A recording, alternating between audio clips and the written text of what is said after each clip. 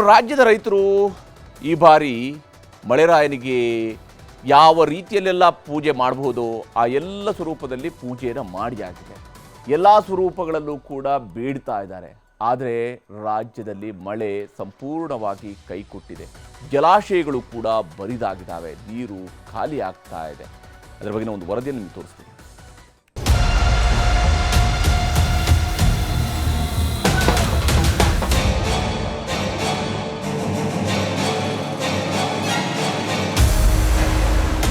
ರಾಜ್ಯದ ಜಿಲ್ಲೆಯಲ್ಲೂ ಬರದ ಛಾಯೆ ಆವರಿಸುತ್ತಿದೆ.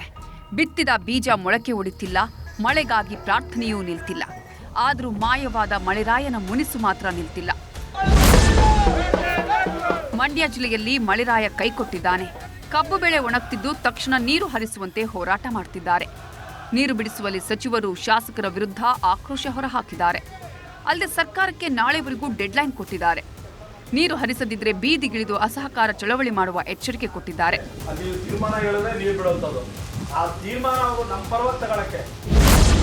ಬೀದರ್ ಜಿಲ್ಲೆಯಲ್ಲೂ ಮುಂಗಾರು ಕ್ಷೀಣಿಸುತ್ತಿದೆ.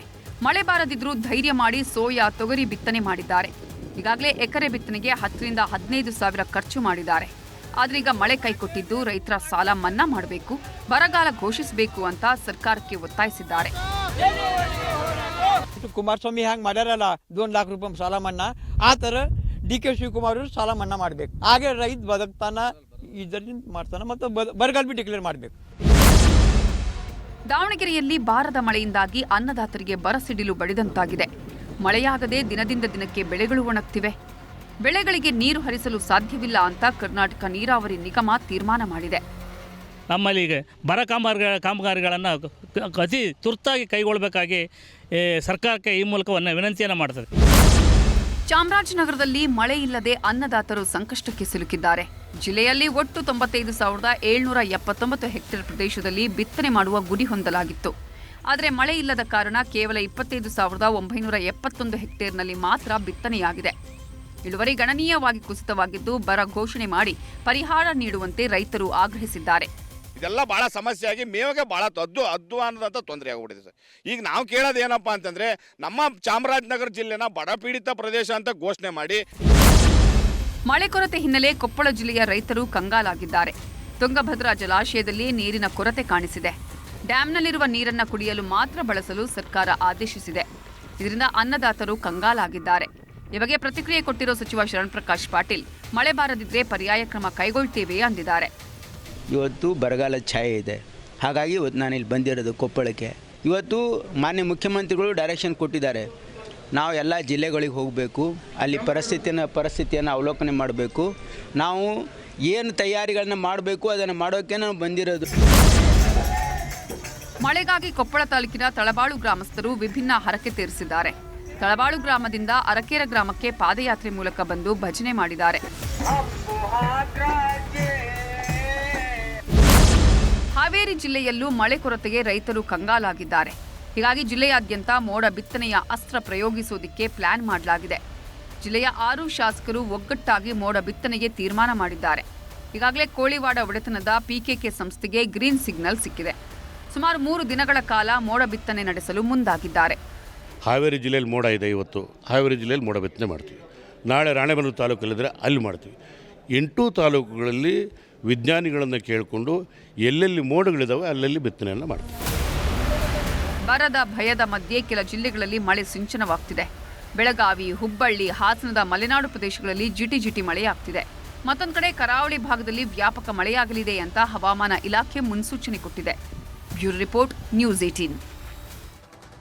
ರಾಜ್ಯದ ರೈತರು ಇಷ್ಟು ಗೋಳಾಡ್ತಿರೋದಕ್ಕೆ ಕಾರಣ ಮಳೆ ಬಂದಿಲ್ಲ ಅಂತ ಹೇಳಿ. ಯಾಕಂದರೆ ಎಲ್ಲರೂ ಕೂಡ ಕೇಳ್ತಿರೋದು ಒಂದೇ ಒಂದು ಮಾತನ್ನು, ದಯವಿಟ್ಟು ಬರ ಡಿಕ್ಲೇರ್ ಮಾಡಿ, ಪರಿಹಾರ ಕೊಡಿ, ಈಗಾಗಲೇ ನಾವು ಕಷ್ಟದಲ್ಲಿದ್ದೀವಿ ಅನ್ನುವಂಥದ್ದನ್ನು ರೈತರು ಆಲ್ರೆಡಿ ಹೇಳೋದಕ್ಕೆ ಶುರು ಮಾಡಿದರೆ. ಇನ್ನೂ ಕೂಡ ಜುಲೈ ತಿಂಗಳು ಬಂದಿದೆ ಅಷ್ಟೊತ್ತಿಗಾಗಲೇ ಎಲ್ಲ ಕಡೆಗಳಲ್ಲಿ ಜಲಾಶಯಗಳು ಖಾಲಿಯಾಗಿದ್ದಾವೆ. ಜಲಾಶಯಗಳಿಗೆ ಇನ್ಫ್ಲೋ ಸಂಪೂರ್ಣವಾಗಿ ಕುಸಿತ ಕಂಡಿದೆ.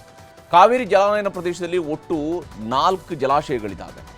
ಇಲ್ಲಿ ಹಾರಂಗಿ, ಹೇಮಾವತಿ, KRS, ಕಬಿನಿ, ಈ 4 ಜಲಾಶಯಗಳ ವಿಚಾರಕ್ಕೆ ಬಂದಾಗ ಈ 4 ಜಲಾಶಯಗಳ ಒಟ್ಟು ಸಾಮರ್ಥ್ಯ ಇರುವಂಥದ್ದು ಮತ್ತು ಇವತ್ತಿನ ನೀರಿನ ಮಟ್ಟವನ್ನು ನಾವು ನೋಡ್ತಾ ಇದ್ವಿ. ಕಾವೇರಿ ಜಲಾನಯನದಲ್ಲಿ ಒಟ್ಟು 114.57 TMCಯಷ್ಟು ನೀರಿನ ಸಾಮರ್ಥ್ಯ ಇದ್ದರೆ 24.47 TMC ಮಾತ್ರ ಇವತ್ತು ಇರುವಂಥದ್ದು. 93.93 TMCಯಷ್ಟು ನೀರು ಕಳೆದ ವರ್ಷ ಇದೇ ದಿವಸಕ್ಕೆ ಇದ್ದಿತ್ತು. ಇನ್ನು ಬೆಂಗಳೂರು, ಮಂಡ್ಯ, ಮೈಸೂರು, ರಾಮನಗರ ಜನರ ಪಾಲಿಗೆ ಕುಡಿಯುವ ನೀರಿಗೆ ಪೂರೈಸುವಂತಹ ಬಹಳ ದೊಡ್ಡ ಆಸರೆ ಅಂತ ಹೇಳಿದರೆ ಅದು KRS ಜಲಾಶಯ. ಇಲ್ಲಿ ಈಗ ನೀರು ಪಾತಾಳಕ್ಕೆ ಹೋಗಿದೆ. KRSನ ಒಟ್ಟು ನೀರಿನ ಮಟ್ಟವನ್ನು ನೋಡಿ, ಒಟ್ಟು 49.45 TMC ಸಂಗ್ರಹಣಾ ಸಾಮರ್ಥ್ಯವನ್ನು ನಮ್ಮ KRS ಡ್ಯಾಮ್ ಹೊಂದಿರುವಂಥದ್ದು. ಇಂದಿನ ಸಾಮರ್ಥ್ಯ ಇಂದಿನ ಮಟ್ಟ ಇರುವಂಥದ್ದು ಕೇವಲ 6.75 TMC ಮಾತ್ರ. ಅದೇ ಕಳೆದ ವರ್ಷ ಇದ್ದಿದ್ದು 45.05 TMCಯಷ್ಟು ನೀರು ಆಲ್ರೆಡಿ, ಅಂದರೆ ಬಹುತೇಕ ಫುಲ್ ಆಗಿತ್ತು. ಸಿದ್ದರಾಮಯ್ಯನವರು ಹೋಗಿ ಬಾಗಿನ ಅರ್ಪಿಸಿ ಬಂದಿದ್ದರು. ಇನ್ನು ಕೃಷ್ಣಾ ಜಲಾನಯನದಲ್ಲಿ ಒಟ್ಟು 420.45 TMCಯಷ್ಟು ನೀರು ಇಲ್ಲಿ ಸಂಗ್ರಹಣಾ ಸಾಮರ್ಥ್ಯವನ್ನು ಹೊಂದಿದೆ. ಇಂದು 91.21 TMCಯಷ್ಟು ಮಾತ್ರ ಇದೆ. 282.81 TMCಯಷ್ಟು ನೀರು ಕಳೆದ ವರ್ಷ ಆಯಿತು. ಅಂದರೆ ಎಲ್ಲಿಂದ ಎಲ್ಲಿವರೆಗೆ ಹೋಗಿದೆ ಅಂತ ಹೇಳುವಂಥದ್ದು ನಾವು ಗಮನಿಸ್ಬೋದು. ಇದರಲ್ಲಿ ಭದ್ರಾ, ತುಂಗಭದ್ರಾ, ಘಟಪ್ರಭಾ, ಮಲಪ್ರಭಾ, ಆಲಮಟ್ಟಿ, ನಾರಾಯಣಪುರ ಎಲ್ಲ ಡ್ಯಾಮ್ಗಳ ಒಟ್ಟು ಜಲಾಶಯಗಳ ಸಾಮರ್ಥ್ಯ ಆಯಿತು.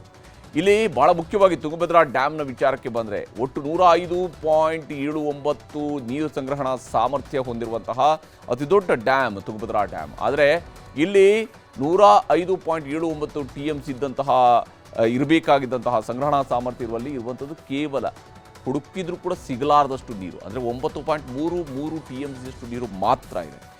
74.49 TMCಯಷ್ಟು ನೀರು ಕಳೆದ ವರ್ಷ ಇತ್ತು.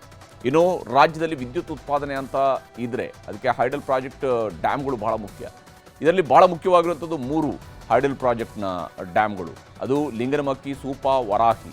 ಈ 3 ಜಲಾಶಯಗಳ ಒಟ್ಟು ಸಾಮರ್ಥ್ಯ ಇರುವಂಥದ್ದು 328.21 TMCಯಷ್ಟು ನೀರು. ಇಂದು 49.40 TMC ಮಾತ್ರ ಇದೆ. ಕಳೆದ ವರ್ಷ ಈ ದಿವಸಕ್ಕೆ ಇದ್ದಂಥದ್ದು 133.70 TMCಯಷ್ಟು ನೀರಿತ್ತು. ಆಲ್ಮೋಸ್ಟ್ ತುಂಬುತ್ತಾ ಬಂದಿದ್ವು ಬೇರೆ ಬೇರೆ ಜಲಾಶಯಗಳು. ಕರ್ನಾಟಕದಲ್ಲಿ ಭೀಕರ ಬರ ಶುರುವಾಗ್ತಾ ಇದೆ. ಆದರೆ ಉತ್ತರ ಭಾರತದಲ್ಲಿ ಸಿಕ್ಕಾಪಟ್ಟೆ ಮಳೆಯಾಗ್ತಾ ಇದೆ. ಎಡೆಬಿಡದೆ ಸುರಿತಾ ಇರುವಂತಹ ಮಳೆಗೆ ಉತ್ತರ ಭಾರತದ ಜನ ತತ್ತರಿಸಿ ಹೋಗಿದ್ದಾರೆ. ರಾಜಸ್ಥಾನದ ಬನ್ಸ್ವಾರಾದಲ್ಲಿ ಭಾರಿ ಮಳೆಯಿಂದಾಗಿ ರಸ್ತೆಯಲ್ಲಿ ನೀರು ನಿಂತಿದೆ. ಉತ್ತರ ಪ್ರದೇಶದ ಮಥುರಾದಲ್ಲಿ ರಸ್ತೆಯಲ್ಲಿಯೇ ನೀರು ನಿಂತದರ ಪರಿಣಾಮ ಸವಾರರು ಪರದಾಡ್ತಾ ಇದ್ರು. ಮುಂಬೈಯಲ್ಲಿಯೂ ಕೂಡ ಭಾರಿ ಮಳೆಯಿಂದಾಗಿ ಥಾಣೆ ಅಂಡರ್ಪಾಸ್ನಲ್ಲಿ ಕಾರು ಮುಳುಗಿದೆ. ಆ ಭಯಾನಕ ದೃಶ್ಯಗಳು ಕೂಡ ಅಲ್ಲಿಂದ ಸಿಗ್ತಾ ಇರುತ್ತೆ. ಬೇರೆ ಬೇರೆ ಭಾಗಗಳಲ್ಲಿ ಹೇಗೆ ನೀರು ತುಂಬಿದೆ ಅನ್ನೋದನ್ನು ನಾವಿಲ್ಲಿ ದೃಶ್ಯಗಳಲ್ಲಿ ನೋಡ್ತಾ ಇದ್ವಿ.